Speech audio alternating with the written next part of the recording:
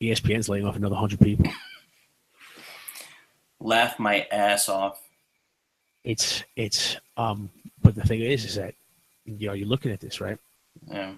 The sports as we know it right now, in 20 years won't exist. I think it's going to go back to the way it was when we were kids, where they're not making crazy money, and they'll make a living, but it's not going to be like $30 million to play basketball and not even be the best player at your position.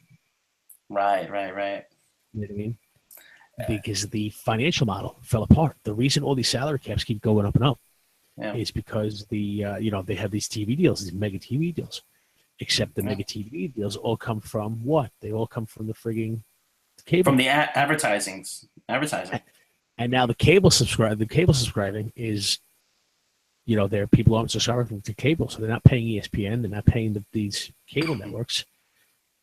So once these contracts run out in a couple of years, who are they going to get to give them these mega contracts when there's no ESPN spending money? They can't give you $5 billion to fucking to have the NFL because they don't have it. Yeah, the players are going to have to. They're gonna have to have yearly contracts, and they're going to have to play well enough to get a contract for the next year. Yeah, because the people are that's the only way. Like the NFL basically slit its own throat. Because they have all this controversy about TTE. Bob Costas going on TV saying, Bob Costas went on TV and said he doesn't think the NFL is going to be around because he wouldn't let his kid play football because it damages your brain.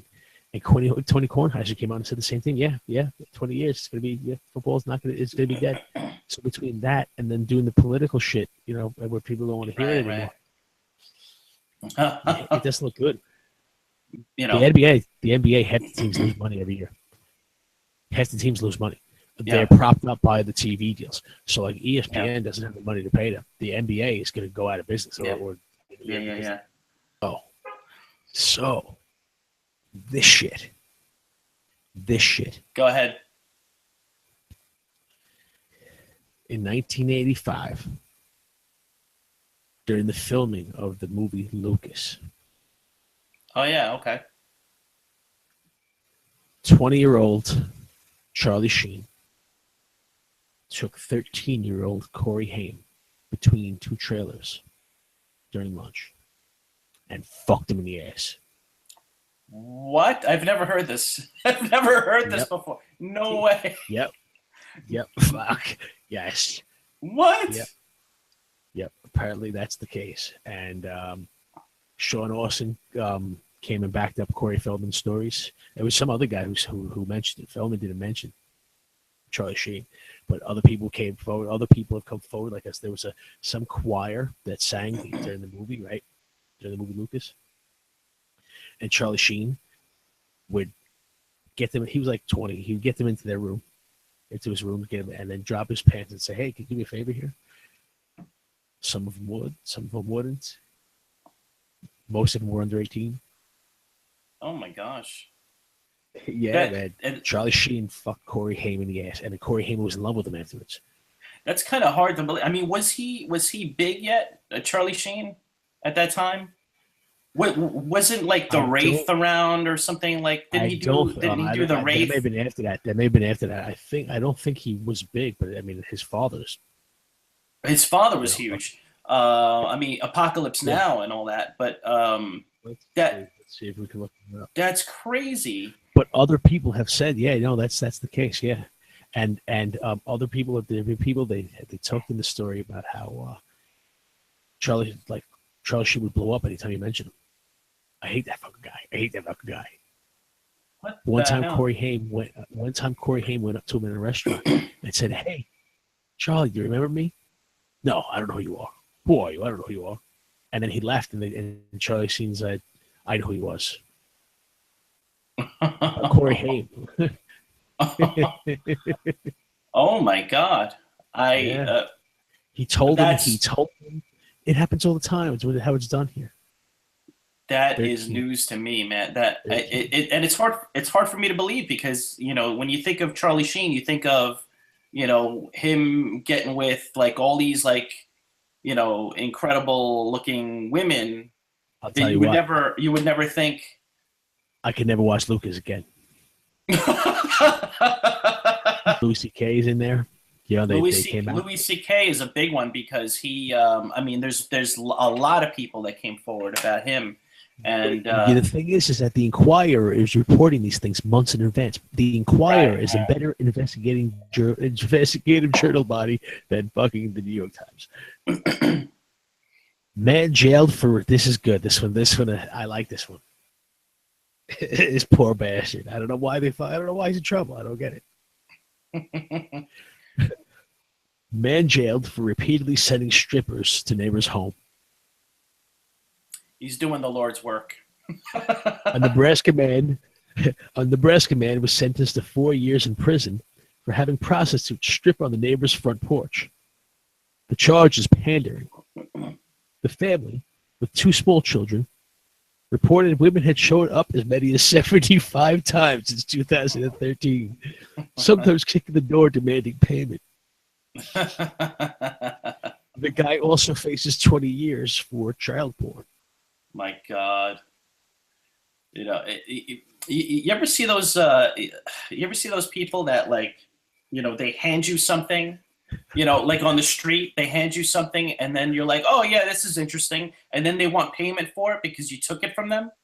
Do you know what I'm talking about? I mean, they used to, on the train. They do that. They do that on the train. They fucking come in there and they pretend to be deaf or some shit like that. And they give you some stupid fucking card. Well, like, I'm supposed to give you $1 for this fucking card, and it's like a fucking. It's like a fucking Monopoly chance card or some shit like that. Right. You know? Something like that. Exactly. So I wonder if it's that's the business model that this guy's got. So, like, you know, he just sends the strippers there, you know, and they dance, right? And they do their thing, right? And then later on, he's like, hey, you know, how'd you like the strippers? So Jennifer Garner swears off sex. After 13 years with a cheating drunk, she's taken a vow of chastity, holding out for someone she really cares about. Jennifer Garner. Not taking care of business anymore. I feel bad for her because cobwebs on the cooter. You know, because you know, the whole, you know, Ben Affleck thing, and, you know, I mean, I don't know. I don't feel bad. You know why I don't feel bad? She knew he was a douche. She married a douche. Her type is a douche. Yeah. That's her type. Some women are attracted to douches. What can you do? But exactly. I mean, he liked to fuck people in a place. Yeah. Well, you know, he was engaged to J-Lo years ago. Yeah. To Jennifer Lopez. Jennifer Lopez did not marry him because he was reportedly doing stuff with strippers at his bachelor party. Huh. So something along those lines. So all of a sudden, their engagement was off after the bachelor party. So you're like TMZ and shit. Between Ben and J-Lo and the whole thing, and you know, he just has that track record, you know, and he's a piece of shit. Yeah, basically, and it's amazing how these scumbags have to preach to people about what they should be doing. Yeah, but I think Jennifer Garner isn't. You know, I think she seems like a genuinely nice person. Maybe so, but you can't be married to that guy for 13 years and not know what he's about. Yeah. You know what I mean? Although there is, I know you know about these statistics about, you know, once you have kids and staying in a marriage because you want the kids to grow up. It's true. Not being fatherless. So I know we've had this discussion before. I can understand that. A while back. Yeah. So but maybe she's coming before from those kids came, though. Yeah. Before those kids came, though. Yeah. No. Yeah. No. Totally. He was that way then. He was that way then. Absolutely. You know, he wasn't some magical fucker for a year. You know? Yeah.